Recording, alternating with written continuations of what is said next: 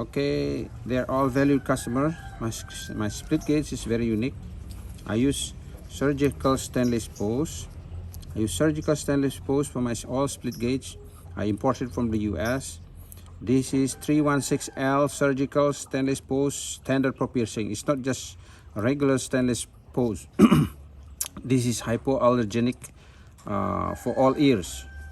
First, when you want to wear my split gauge, is see the angle of the earring. Let's say this is the angle of the earring. Feel the angle. If you see the angle of the earring, then push a little bit of the pose. If you feel it right, push all the way in. Do not push like that, otherwise you will bend the pose.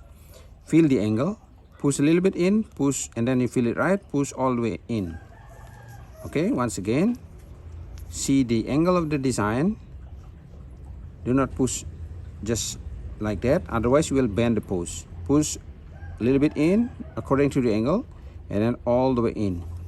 If you feel the pose tight, I usually use this soap or any other soap that good for antibacterial or something like that. I pierce the pose a little bit on the soap, and then push it back in to the earring.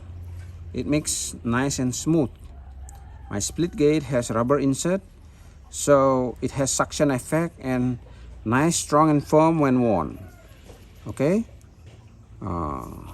so if you accidentally bend the pose, you can get flyers and make it straight again. And then like I said, that feel the angle of the earring, push a little bit in and all the way in. Okay, thank you so much.